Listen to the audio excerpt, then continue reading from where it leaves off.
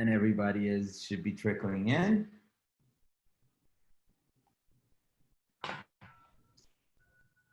Hello, everybody. My name is Sam Alamayo. I'm a 2004 Ram Brown Scholar and a member of the Board of Trustee. I'm here with my fellow Board of Trustee and my co-host, Meredith Eggers. Meredith. Everybody, thanks for coming today and being part of the conversation. Thanks to our panelists. And like I remind folks every week, sometimes the conversation gets uncomfortable and sometimes it's the stuff that's hard to talk about. That's why we're here. It's the only way that we make a movement forward and see the change that we want to see. So thanks for coming.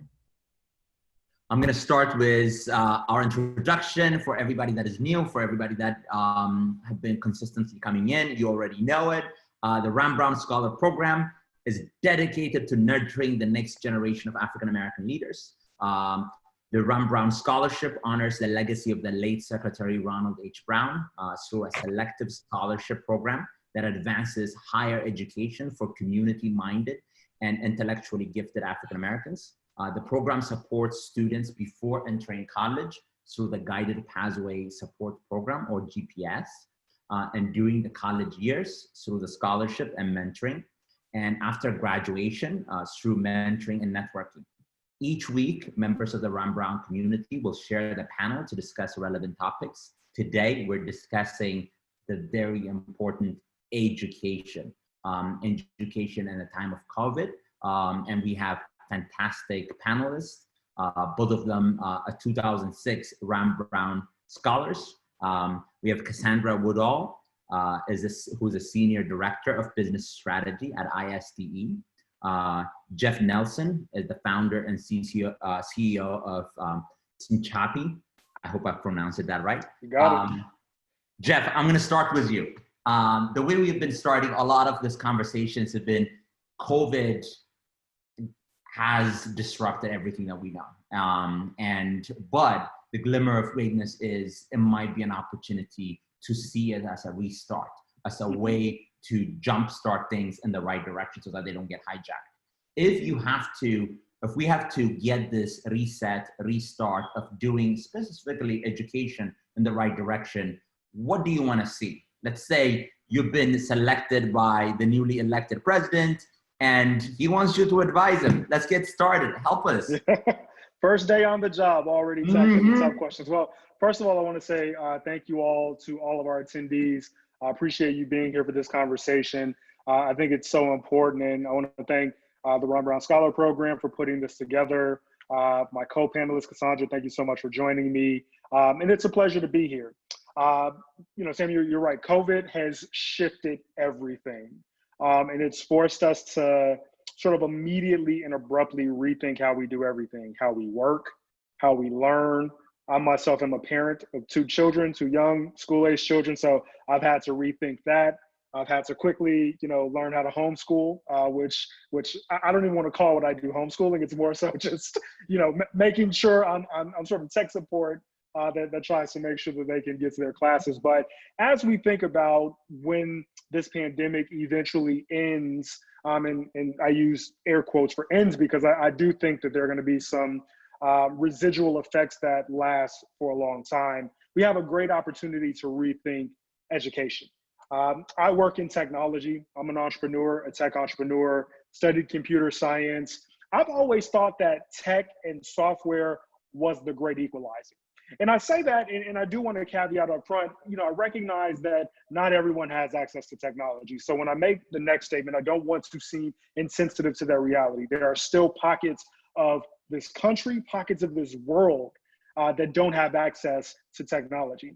But by and large, technology and computing is a resource that has reached corners of our society better than anything else. The internet, the web, the ability to go on and consume information and create information. It's the great equalizer. And I think that's really important because in my field of technology, when I mentor people, I always get questions about, well, do I need to go to college and get a degree for this? Do I need to do that? And I always say, like, look, you've got the internet. You can go on and if you want to be a software engineer, you can go make an app. There's the only things that are stopping you is access to the internet, access to the tools and things. And again, those aren't universally allocated, but the barrier to entry is relatively low, right? So when we think about education, for so long, education and what you learn has been tied to where you learn, and who teaches you has been tied to where you live, right?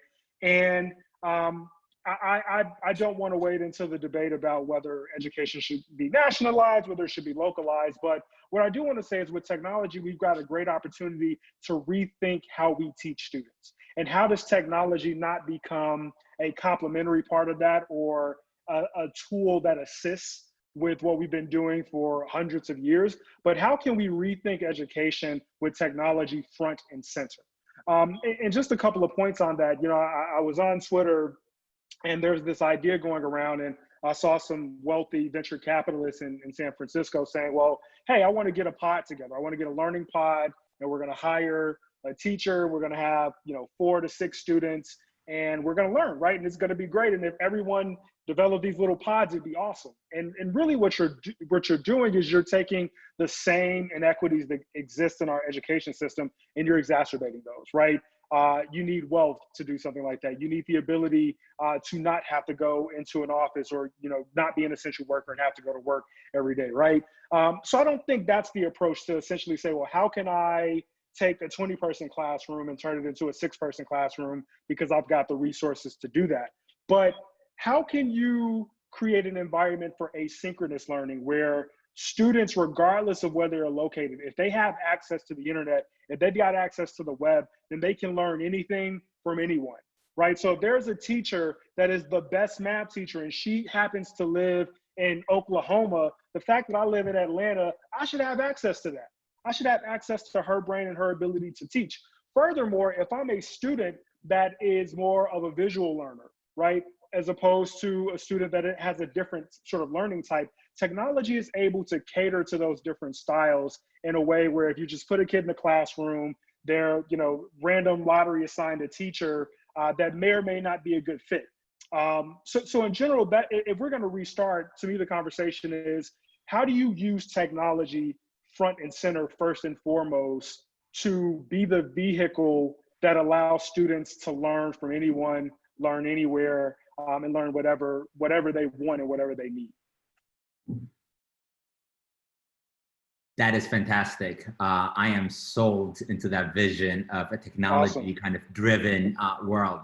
I love that. Cassandra, I want to pull you in with the same question, and for you also kind of to pull into kind of your background as an educator, as kind of a policy advisor for both from a technology side.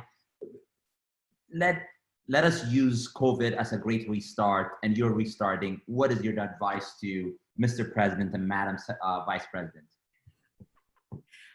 Thanks for having me, Jeff. It's great to see you.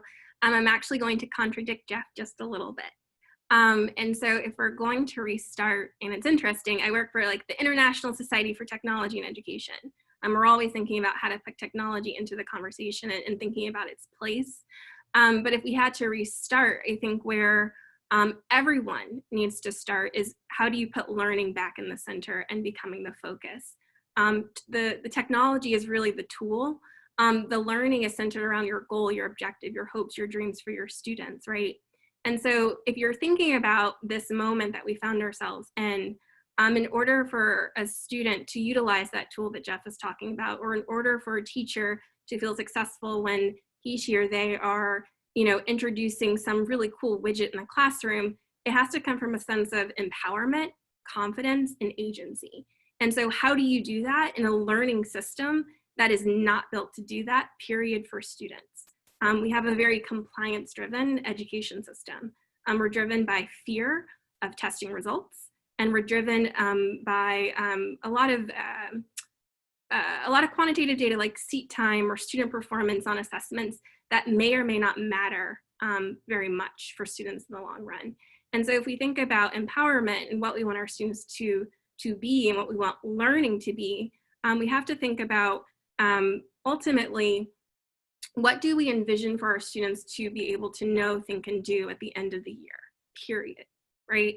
And I don't think that we've sat down and had that kind of conversation in a very, very long time. And when COVID struck, I actually saw a swing, right? We swung towards compliance. We swung back towards seat time. We wanted to make sure our students were attending the Zoom calls. We wanted to ensure that our students were turning in worksheets right on time. And if you're a parent, you know exactly what I'm talking about. If you're a teacher, you can that probably resonates with you. But it was a great opportunity to stop, to pause and think, okay, this year isn't a wash, but let's think about what ultimately am I trying to help my students understand, and how can I help them get there? Then reaching into what Jeff is talking about with the tools that technology can afford us to propel our students to master those concepts or those principles. And so if I were to say, let's restart, let's wave the magic wand, I think we're in a time now where I think that we are empowered. I mean, the ACT, the SAT, all of those tests were canceled. So now what? How do you know your student actually learned it then? What is it that's important to you for the students to learn? And how can we continue to advocate for that, where we're really assessing students based upon their mastery and based upon those higher level concepts that they need to understand, not just test-driven principles. So. Jeff, do you want to add anything to that? I think that's spot on. Cassandra's the expert, so I certainly appreciate her feedback there. But I do think that there is alignment there. You know, just the idea of, and I relate to that. My son, this actually happened today. So my son starts school. He's going to 6th grade next week, right? And we live in Atlanta, so he starts on the 24th. And so this week, the Atlanta public school system said, we're basically going to do a test run. Everyone, you know, log into your class. Here's the schedule. We want to work out any of the bugs, any of the glitches, and you know, we'll get it going, right? So today, my son logs in. Everything seems to be going great. He's in middle school now, so instead of being in one class the entire time, he now has periods, right? He has first period, second period, etc. He can't find his first period class. And I have no idea what's going on. I don't know who to contact. This is new to us, but he looks to me, his dad, to have the answers, right? And I'm trying to work. It's 9 a.m. You know, I'm frustrated. I haven't had enough coffee yet, right? But he has so much anxiety of, I'm missing my class. I'm not there. It's 9:02 and I'm not there. You know, he's in tears. And it's not even a real thing, right? It's a practice week.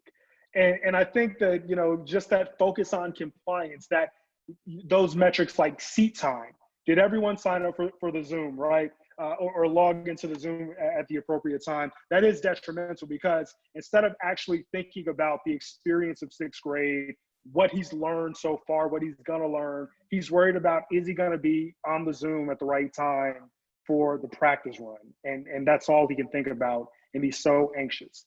And for me, you know, I think certainly tech is the tool, and obviously, you know, Cassandra, you're right to point out that the learning objective should be front and center. I'm really interested in this idea of asynchronous learning, right? You know, certainly there's a ton of value to live instruction, where there is a teacher being able to talk to students, interact with them, answer questions, test comprehension, etc. But certainly the ability for content to be consumed by students at their own pace. You know, the reality is, when we become adults, we have the luxury of saying, well, I'm a morning person or I'm a night person, right? It'd be interesting if at a young age, if we allowed students to really figure out, well, when do you learn best? Are you someone that needs to sit down for 4 hours and power through? Or do you, I have this theory, I call it HIP, H-I-I-P, high intensity interval productivity.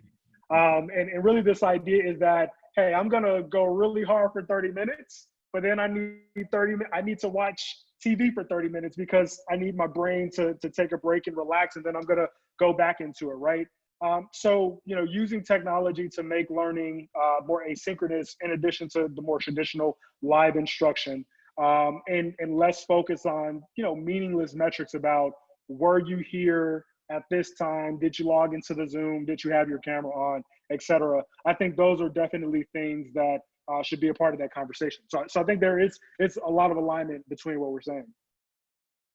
No, that's wonderful, because some of the things that kind of I've heard from both of you is there are things that we need to kind of select that are working, that should be in there, but also things that have not worked, which is everybody is not the same. Even our own kids. Jeff, you got 2 kids, I got 3, and all 3 of them are incredibly different from one another. The way they learn, the way they deal with problems, the way they deal with other individuals. So I think technology has this powerful ability to customize, custom tailor. I wanted to kind of, and Cassandra, you've laid out kind of an important point of the fact that when we are kind of reaching out to kind of students, we have to make sure,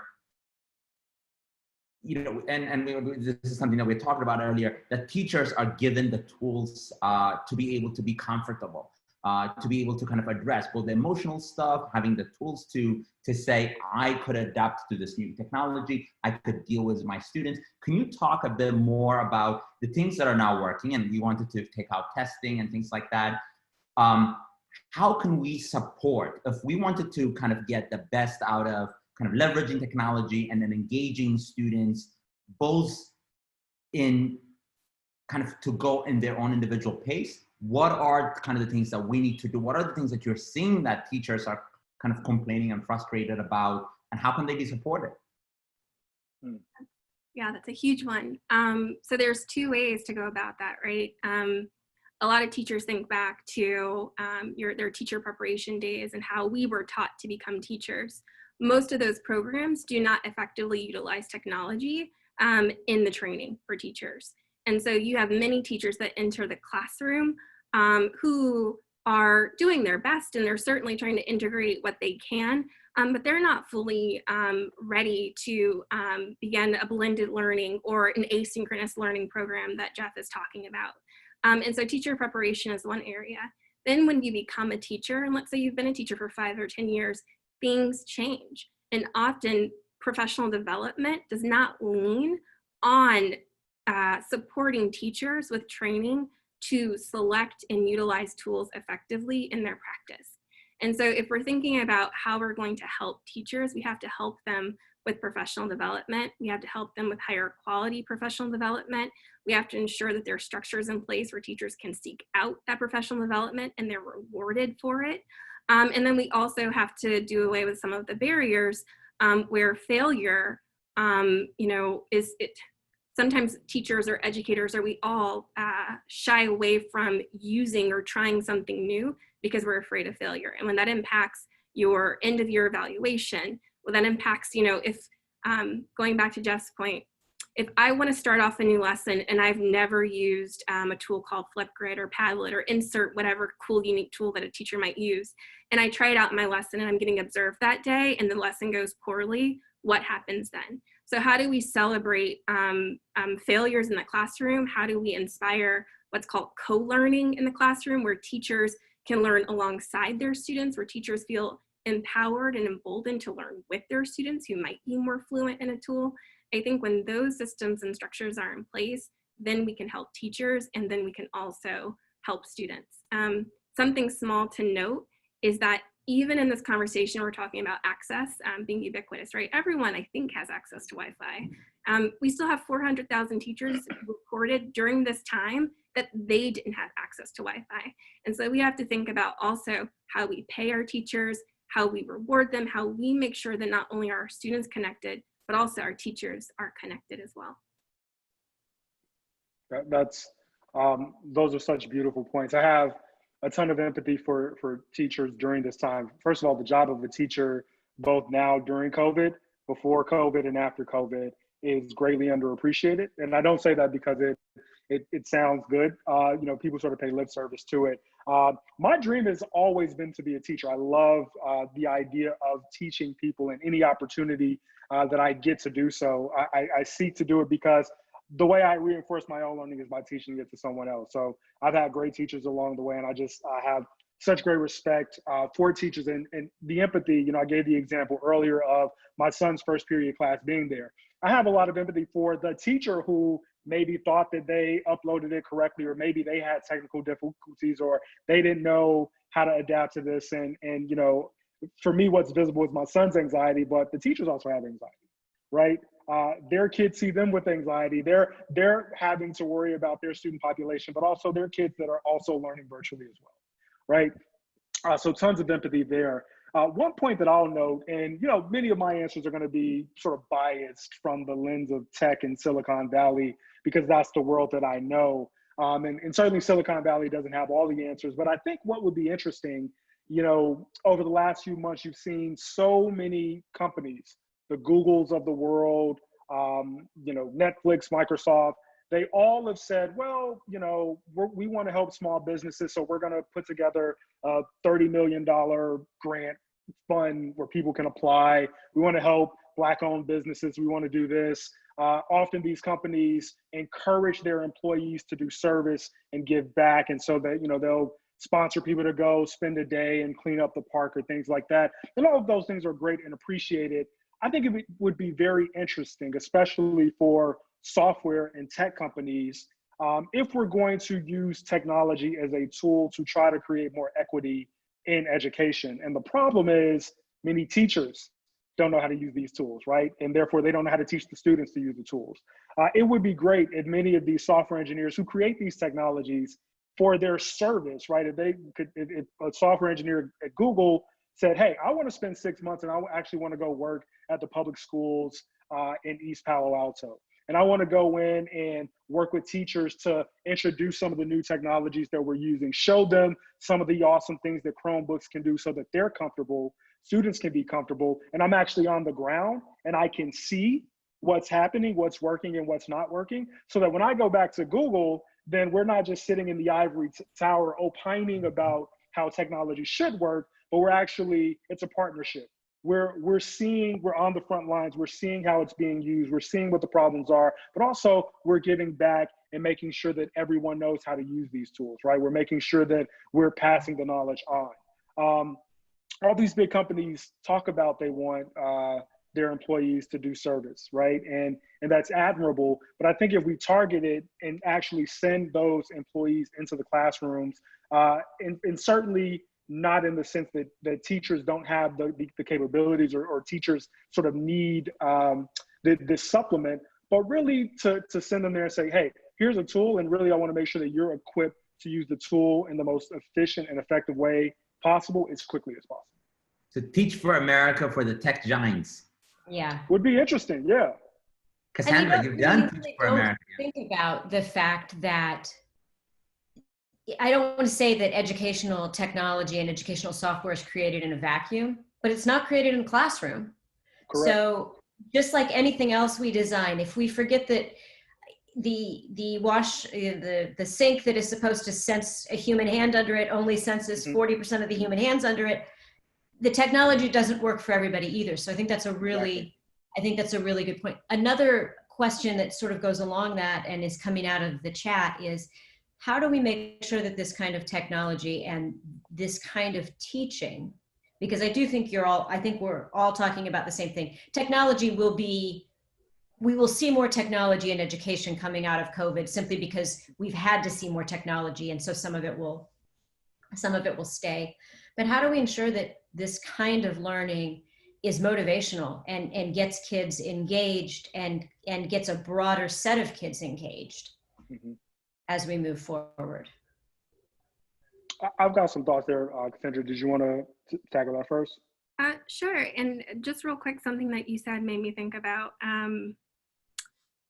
It's a hard road to kind of travel, right? On one hand, we want technology companies developing with students in mind. We want them developing alongside students. At the other end, we have to think about our Black and brown students who are most vulnerable. And so exposing them to tech companies that are that might be exacerbating inequities or perhaps taking advantage of communities solely for either data or for their bottom line. And so there's a couple of things that you have to think about in the tech sector when you're saying, yes, we want educators and schools to play alongside each other, but for sure you have to, right? As you said, we're finding that like facial recognition software doesn't necessarily pick up brown. Why? Well, it's because we've been collecting biased data samples over time. And so it's like we think about that, I think it is important that we're not kind of sheltering our students but we are protecting them from those becoming vulnerable. But when I think about how systems motivate students to learn, or how technology can motivate students to learn, that's a good question. Once again, I'm going to cheat, take technology out of it, right? What do they want to learn about, right? What is it that they're curious about? And then how is the tool, the technology, whatever it is, kind of a vehicle for them to learn more? So if you think about it, right now, all of our students are home. Many want to explore new topics or whatnot. So if you have a 5-year-old that goes outside at this moment and looks up at the stars and wants to understand or explore what is up there, that's going to be the motivator, right? So you need to pick up on what their interests are and then think, okay, how can we figure out, how can I get you what you need to figure out the answer to your question? And so the jargony answer is inquiry-based learning, right? Project-based learning, thinking about learning that engages all of the student, and then identifying the tools that will kind of, help them get there and be successful. I don't know if that answered the question. Hopefully it did. No, Jeff, that was really wonderful. Jeff, you want to add to that? I think, Cassandra's actually absolutely right. You've got to sort of put the student at the center and include them in the learning journey, so to speak. Just on the idea of tech as a tool, one of the things I saw a while back was, TikTok, and there are a lot of things about TikTok, whether you should use it or not use it. I won't opine on that or get into that, but just short form videos. Kids love that for some reason. I don't really get it, but they love it. And, there was a group of kids who did history lessons, TikTok skits for history lessons and things like that. And I think about my own kids, and I always go back and forth as a parent about, well, how much screen time is effective versus too much. And, on weekends when, I sort of cheat and just let my kids have as much iPad time as they want so that they'll leave me alone and I can rest, they pick up on things. They watch YouTube videos, and believe it or not, they actually watch science experiments on YouTube. They're fascinated by it. Of all the things that they can watch on YouTube, they watch, of course they watch the other people playing Fortnite and other random things and shows and things like that. But they will go and watch science experiments, and they'll say, well, can I get a science kit? And I want to do this, or did you know this? And they'll tell me things that I didn't even know.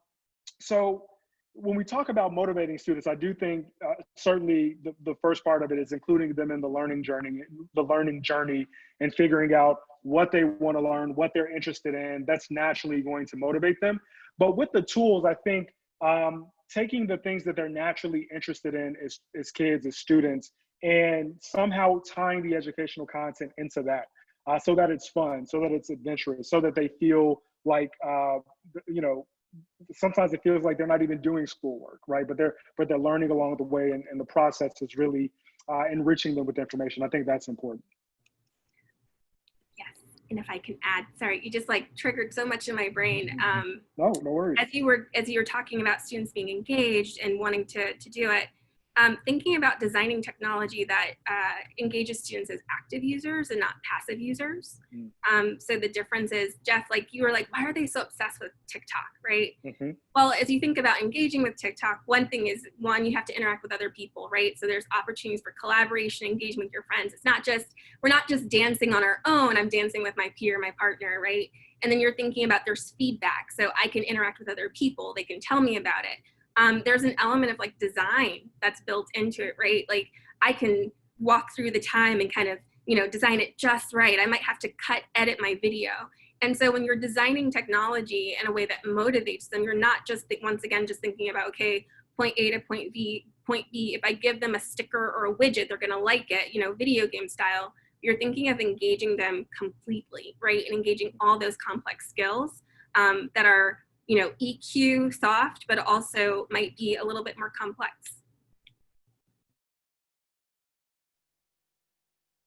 I think that makes a ton of sense. And I think teachers have been trying to figure out how to do that in the classroom for a really long time. It would be great if technology just makes it easier for the teacher and the student as we move forward. So we'll see. Sam, do you have another question? Yes, I do. Looked like you. Yeah, I'm really enjoying the back and forth between the two of you and kind of the information. There are, for all of us, there's a teacher that has kind of truly motivated us, that have changed our way of thinking and our way of life. And it's usually not about the way they helped us understand the mathematics or the different stuff. It's usually kind of that personal bond, and it's a relationship. It's somebody that believed in me. It's like, oh, you could do it, or they made that connection between real life and the education. And that's truly the power of teachers. And Jeff, kind of something that you've said earlier, of if there's a great teacher out of Atlanta that is teaching mathematics in a beautiful way, great. Like, let us kind of spread that out to everybody. If somebody is doing kind of some other stuff, great. But the teacher is really the psychology. I mean, teachers have to play so many different roles in the classroom. How can we make sure that that personal touch and relationship is still added with technology? And hopefully with COVID, it will be the hybrid thing. Some of this had to stay, most likely should stay. We shouldn't go back entirely to the old one, but what kind of aspect can we do so that that mentor role of a teacher, psychologist role of a teacher, the shrink role of a teacher, the guidance, the coach role of a teacher is truly embedded within the system? So for me, I actually think we rely on teachers to do too much. Teachers shouldn't have to be the psychologist, right? They should not have, and they're already have such a huge task in teaching children and ensuring that children learn and get the skills that they need. But Sam, you're right that there is so much that, unfortunately, especially in public schools and urban areas with predominantly Black and brown populations of students, teachers do take on so many of those roles, right? And they're pivotal for students. And it's actually a tough question for me to answer because I'm an introvert. So I'm just like, oh, technology, it's great. People just leave me alone and I don't have to talk to anyone, right? But I actually have, it's interesting. I have quite a few friends who are teachers, and I always found it weird. Like, they would FaceTime with their students. Like, I'm hanging out with my friends and a student would FaceTime them and they talk about college essays. And I'm just like, that's really weird. Why do they have your phone number? That's weird. That's weird, right? When I was in school, like, I couldn't imagine that happening. But I do think that, technology and the way that we interact with one another is fundamentally changing relationships and what it means to have, intimate relationships with friends and mentors and family members. And COVID, of course, has exacerbated that. We're all here on the Zoom, presumably, years back, we'd all get together in some place and we'd be in person and we could see one another, and we can feed off the energy that we all have. But it's different now. And I don't know if I have the answer to that. If any of you watched the Democratic National Convention last night, and not to get political, but I think just watching it is sort of an interesting exercise in how a production that for so many years depended on people being in the same place, large crowds cheering, and it's now entirely virtual, right? And whatever you thought about it, I do think that it's interesting to see how that particular production and how more productions are going to try to replicate that sense of personal connections, both large group, but also small group personal connections. And there are things that certainly lend themselves, that technology lends itself to facilitate more effectively. There are also areas where we fall short. So I don't know if I have the answer, but I do think that it's certainly something that we need to think about and pay attention to. If learning is going to be virtual, if we're going to use technology more, we don't want to make it so that people are just bots are interacting with bots, right? And there's sort of no kind of personal connection to it. Yeah. So I was sharing this a little earlier with the team. So just this past summer, the organization where I work, we had this kind of a 3-week-long boot camp series to support teachers with teaching in online learning environments. And so we had, thousands of teachers from all around the world.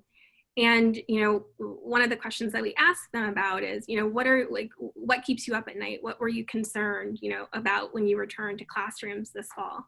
And you might think that, you know, a lot of the questions that what they might respond with is, you know, I'm concerned about testing, or I'm concerned this tool won't work, or, you know, I'm concerned my students are behind. And what most of them were concerned with were the relationships, right?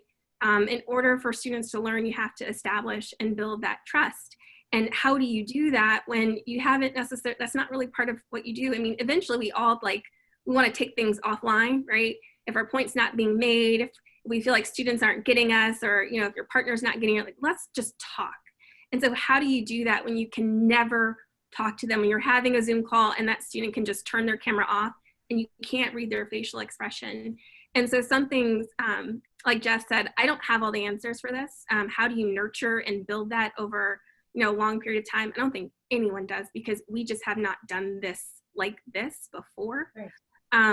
But some really, anything, right? But some great examples that I've seen or heard teachers talk about. So there's one teacher who has mastered the art of creating videos. He creates these short 1-minute bite-sized videos where he's able to replicate kind of that teacher talk, that teacher at the head of the classroom in the beginning of the day, which also then frees him up to then spend time with smaller groups of his students. So, you know, he will do a kind of a bell ringer where he's like, hey, welcome to my classroom. And, you know, he'll give an assignment, he'll give them a check-in question or whatnot. But during that time when students are watching the video, he's having small group, 1 to 2 people perhaps in a Zoom room, and they're having like an open conversation while students are doing something else. Some teachers are using more surveys, right, where they're surveying their students consistently. It's okay, it will, depending on your school policies, if you text or you communicate that way. Or if you're, I'm trying to think of some other examples that I've seen, but I don't think there is any one way. You have to reach your students where they are and where they feel most comfortable. But it's possible, but you have to be patient with yourself. But no one has done this before, so we don't know. No, I think that's so true. So along those lines, and this is going to be a multi-part question, but before I pose the question, I have to say that today is my mom, who was a 2nd grade teacher and subsequently a diagnostic reading specialist, 75th birthday. And she's on almost all these calls. I think she's probably on today. So I just want to take this very brief moment to shout out and say happy birthday, Gail. And now I will go on with my question. Happy birthday. So my question is this, and great, we know we don't all have all the answers, but the reality is we're going back to school. Most of us, most folks in this next couple of weeks, if they haven't already, in this crazy place and time. So if you could give a little bit of advice to the teachers that are having to pull it all together, and a little bit of advice to the parents that are having to deal with all of it, and a little bit of advice to the students, maybe some who were headed off to their freshman year of college, what would you say? And it can be as an educator or a software engineer, it can be as a mentor or a friend. What do you got? Oh, wow. Well, my advice to all those parties would be to have grace and to give grace. And I think it's so important for ourselves to give ourselves grace. You know, what I told my son was, this is going to be difficult. And too often, I think, at least from the student perspective, we think about education as a competition, right? If you're in high school, is my GPA going to be higher than so-and-so's? Am I going to be ranked this or that in my class? If you're in college, am I going to be one of the students that gets selected for this internship? So it's a competition that feeds that anxiety. People, you know, worry less about, am I just learning the information in which I'm interested that I think is going to help me have the impact that I want to have? And it's always about, how is my education helping me get ahead in this sort of race of life? And we're in an environment where, if this is the competition or if it's not a competition, whatever the case it may be, we're all sort of impacted by this pandemic. We're all sort of impacted by the fact that the world is in many ways shut down and is going to have to change. So this upcoming year, you know, my son is entering 6th grade. He may not advance to the level where he would traditionally be expected to advance to at the end of 6th grade, but he's going to have a lot of other skills that aren't traditionally measured by our school system, that aren't typically reflected in the tests that we take, right? So my message to him is always, hey, give yourself some grace, right? Whatever happens, whatever you think, whatever catastrophe, whatever you think the worst thing that could possibly happen is probably not going to happen. And even if it does, we'll get through it, right? You're still going to live an amazing life. The things that ultimately matter, we're still going to work towards those things. And so students, give yourself grace, give your teachers grace, parents, give yourself grace, right? It's hard to work from home. It's hard to help your kids do what they need to do in school. I think everyone should just give grace and receive grace. And just know that this year we're all learning, right? It's a transition year for everyone, and we've just got to figure it out. I love that. We say that a lot in our organization, have grace with each other and with ourselves. I want to add on to that and say be bold and seize the moment, whether you are a developer, whether you are a student, or whether you're a teacher.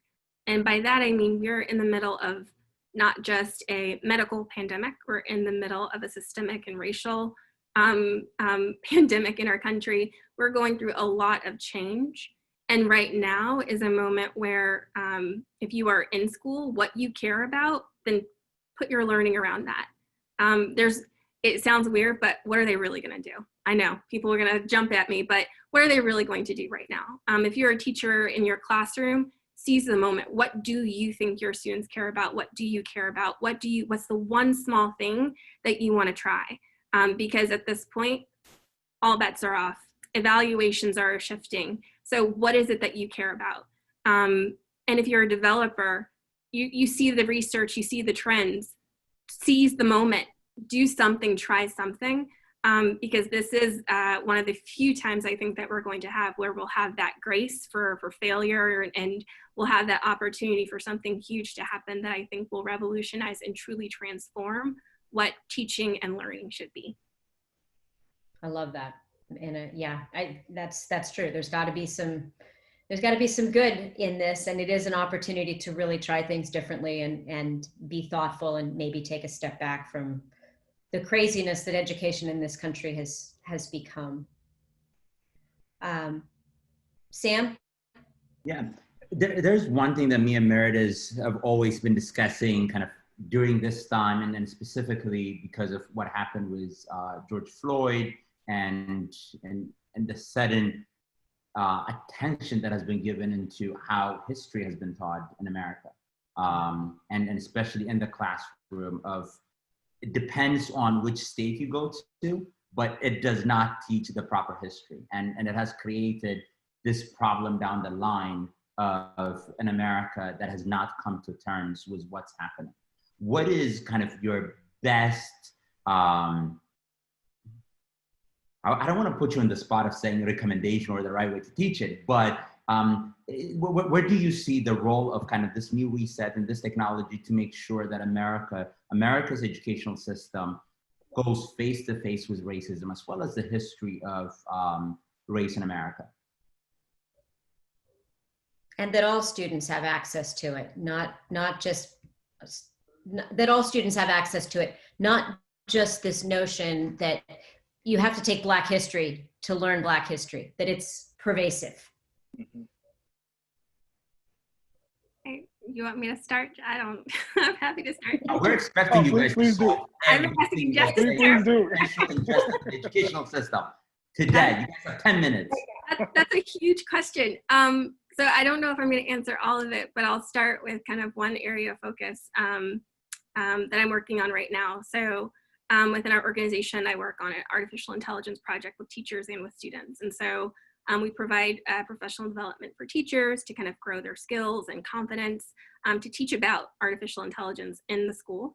And then we also work with students to kind of grow their interest in artificial intelligence. It's one of like the most interesting emerging technologies for students to learn about. And so where all this intersects and where I'm going with this is that someone asked me, well, is that relevant right now? Right? You know, when we think about history, when we think about what our country has been, like, is that the most relevant thing that our students need to hear about, or do they need to go back to quote unquote the basics? And my answer is absolutely. It is their world. It consumes them. It's what drives them literally to their next destination. It's what gets them, you know, access to other tools. And it's also plays a huge role in either perpetuating or eliminating or abating inequities in our society right now. And so there's a really great opportunity when we're thinking about technology that it's not just new and it has nothing to do with history. There's tons of things to uncover about how we've taught, you know, where technology comes from, who invented what, which leading scientists are actually behind, you know, the latest emerging tool. And so there's, I guess the non-answer to what you asked is, we can do that. We can address that in our schools right now, and it's just as relevant then as it is today as it will be tomorrow. And it is every bit as important to our students. It's not some antiquated notion that they don't need to think about, right?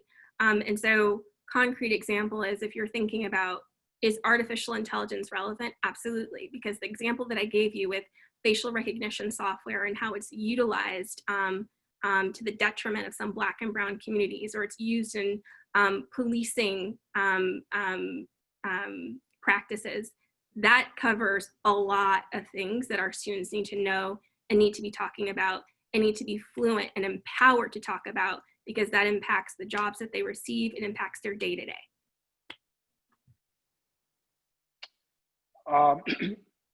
Yeah, this is such an interesting question, and I certainly don't think I have the answer. You know, really what I thought about is, how do you continue to teach the history of Black and brown people, and all the ugly that goes along with it, but also teach and let people know about the present day reality of Black and brown people and all the ugly that goes along with it.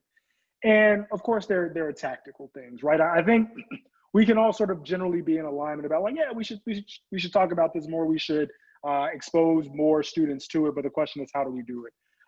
One interesting project that you know, I've come to know a bit about is Black History in 2 Minutes, and this was a collaboration between Dr. Henry Louis Gates and Robert F. Smith. You know, they've got some interesting videos, and really the idea, I believe Robert went to Dr. Gates and just said, you know, look, hey, you're doing such great work when you're putting these documentaries together for PBS, but they're just too long, right? If you could distill that information into 2 minutes so that, you know, a generation of students who are used to watching 60-second TikTok videos, not, you know, whether that's good or bad, it's the reality. So how do we create content in a way that's consumable and appreciable, and appreciated by that population of students, right? So that's one tactic that I think is very interesting in terms of how to get that content out there. But yes, I think we're certainly aligned on how relevant teaching the history of underrepresented people and that struggle, and not just Black and brown people, the history of women and the struggle, women marching towards equality and how that struggle continues, the history of LGBT plus people who have marched towards equality and continue that struggle. We sort of have to frame these things in a way to say, like, look, here's a reality that we shouldn't forget, but just because it's history, don't think that it's suddenly you're not relevant. And I remember just conversations I had to have with my son, who is a 12-year-old Black boy. And with George Floyd wasn't the first time. I've had too many conversations about police murdering unarmed Black people with him, to the point that I think even now he's sort of numb to it. You know, the first time he cried and he had questions, and now it's just fear, and he's accepted that this is sort of part of his reality. And you don't want people to be hopeless, but you also don't want them to be naive. So it's something that I don't know how we solve it, but I think that we should certainly all be aligned and committed to continuing to have these difficult conversations, both the history of it and also the present day reality of it. No, I think that's so true. And I think sometimes there's the notion that having access to that information helps Black and brown kids understand the history, but it's also incredibly important for everybody to understand the history. And I think we're at a place in this country where, okay, good things have happened and bad things have happened, and some good things have happened on the back of bad things. We're still at this place in history. So how do we come to terms with all of that and continue to move forward as a population together instead of in these silos? So I think you're right. It's not going to get easy, but it's important. Absolutely. We want to also kind of, while we have you guys, want you guys to share books or tools for kind of the community that are in, to delve deeper about some of the things that you've talked about, but also most importantly, what are some of the technologies right now for students and as well as parents that you think are great tools that they should focus on? Yeah, any resources?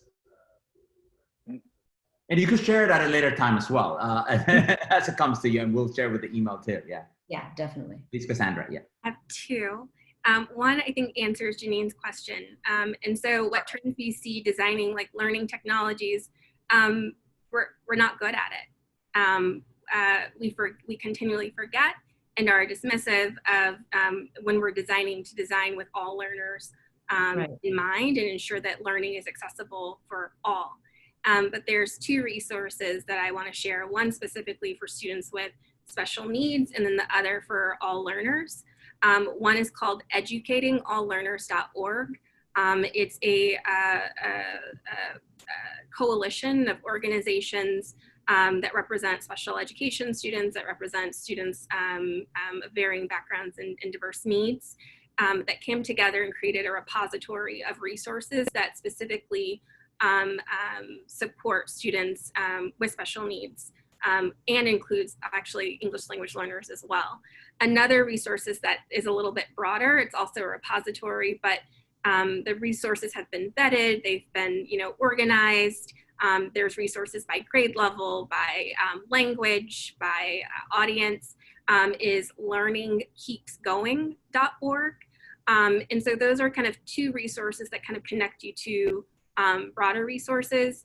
The last thing I'll share, sorry, Janine, we just wrote a course on this, so that's why I'm like really passionate about it, is called the Learner Variability Project.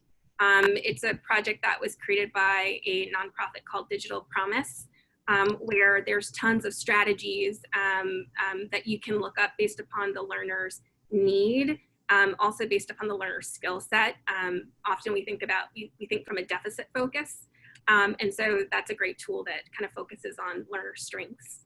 So those are three key resources I'd share. Awesome. And I added those to the chat for folks who want to see them written down. Wonderful. Jeff, how about you? So I don't know if I have specific resources. I guess I mentioned Black History in 2 Minutes, which I think is just a cool project and everyone should check out. Something that and this is probably more skewed towards tech, but there are courses that are for other skills beyond learning the code, but platforms like Udemy, UDEMY, or Udacity, or Coursera, these sort of online course marketplaces where people can purchase a course and they can learn how to code, learn how to be an accountant, learn how to do a bunch of different things. I think that's really cool.